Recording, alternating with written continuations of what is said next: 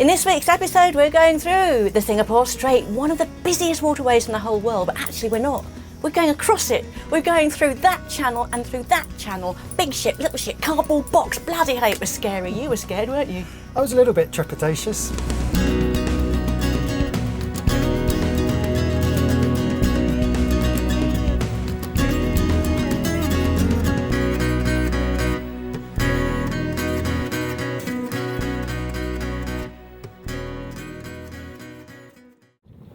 Beautiful morning, about 6:30 I think, and today we've got a long run. We've got,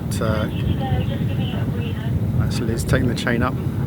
Yeah, we've got about 40 miles to go today, and we're judging with the currents we've been getting, that could take a very long time, so it's an early start. Let's crack on.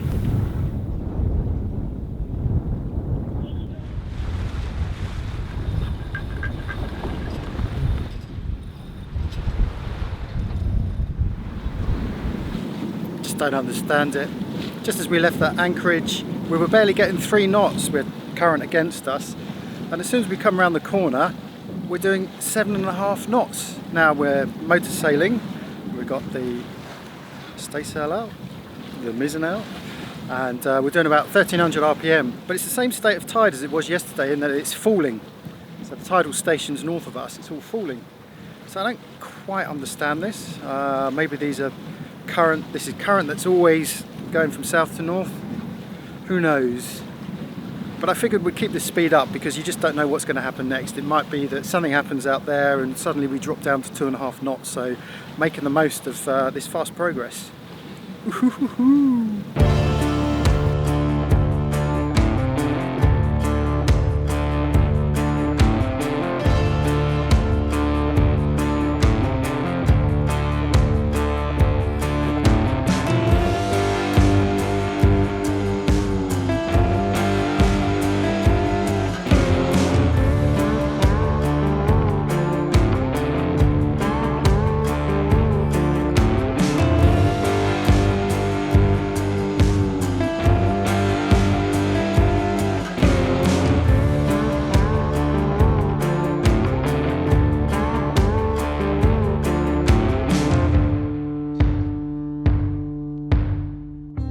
Well, it's been a mixed bag this journey.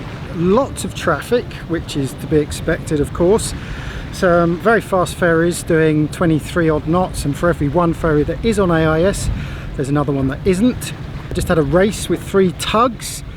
We were coming in sort of underneath them but ahead of them, just had to motor a bit harder just to clear them. And now we're going up inside passage. You can see very close to land that side, and a few islands that side. I expect a few more ferries to be going past. Another hour to go and then we'll be in our little anchorage just before we then do that jump tomorrow across the Singapore Strait to Malaysia. So we tried to go out to the end outside and it was horrible. So we turned around and came back. So we're now anchored in among a whole load of barges with their tugs all at anchor. And yeah, it will do, innit? The only thing we have to watch out for, of course, are those westerlies. If they come through, they'll come through from there and they could blow us on shore, but there's not much we can do about that.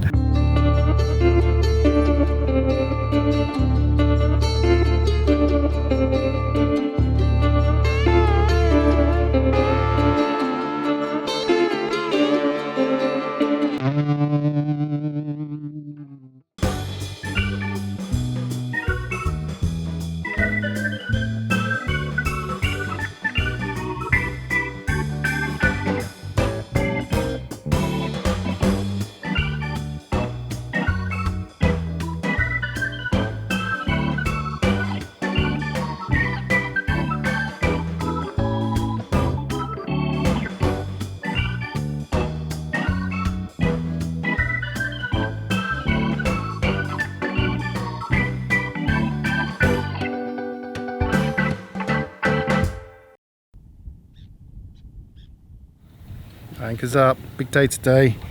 Today we are off across the Singapore Strait. I've not been looking forward to this at all, because rather than going east to west, west to east, which in a way is a little bit easier because you're travelling with the traffic. We're going south to north. Sorry, I'm distracted because we're just getting out of this anchorage and it's pretty tight here. There's a big reef all the way around there. Yeah, so we're going south to north, that's a problem because you're going against 2 lanes of traffic. Had a quick look at the AIS last night, took a glimpse of all those AIS targets. I just thought, oh God, how are we going to do this?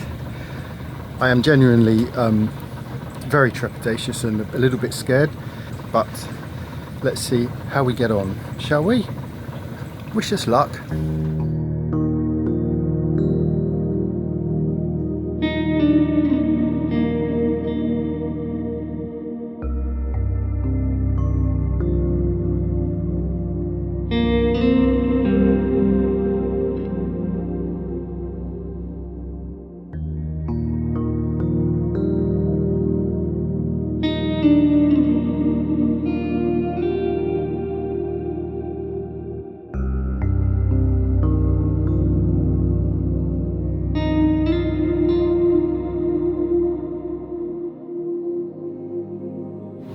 Okay, so here we go. We're now about to enter the shipping lane. Now the first set of traffic is coming from the west to east. So, of course, according to the coal regs, we're approaching their starboard side. They should be standoff vessel. That's irrelevant. They're all travelling at 12 knots. They're not going to get out of the way. They may accommodate if we give them enough warning, but it's up to us basically to avoid any possible collision. It's very difficult though because we're only doing 5 knots and they're doing 12, 13 knots. But let's see what's happening. Do you want to say something? No. Oh dear, I hate this shit. It's okay though because Millie's on the case. Looking the wrong way, Moo.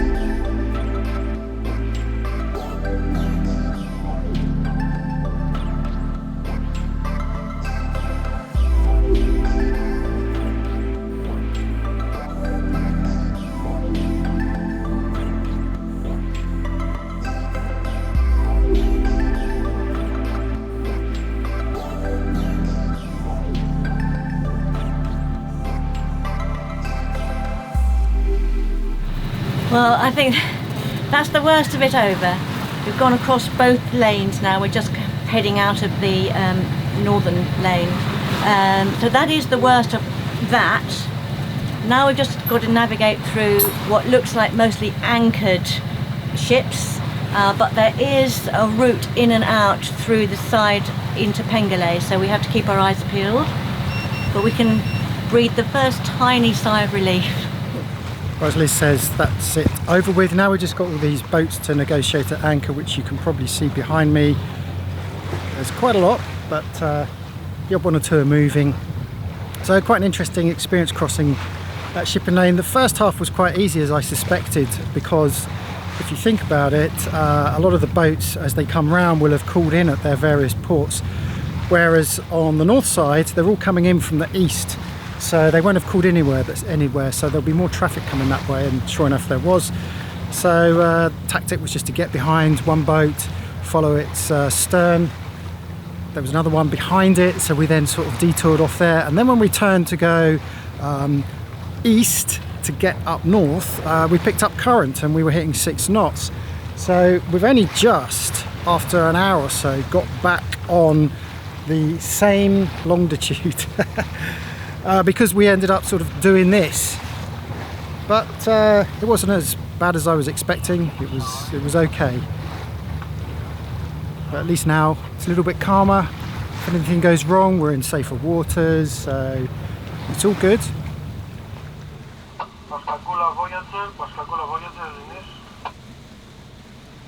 Big squall coming. So we didn't quite get to the naval base, which is where we normally anchor, just around the corner from the naval base. We've been keeping an eye on this thing and it's just coming through now, so rather than getting soaking wet trying to get up the river, we thought we'd just dump the hook with all the big boys. We're surrounded by all the big boys out there. Don't know if you can see them. Anyway, so we're only in 6-7 meters. These things normally only last an hour or so, so we've got plenty of time for the tide, which is currently at its lowest point, and we need a little bit of water to get in up the river. But anyway, here comes the rain.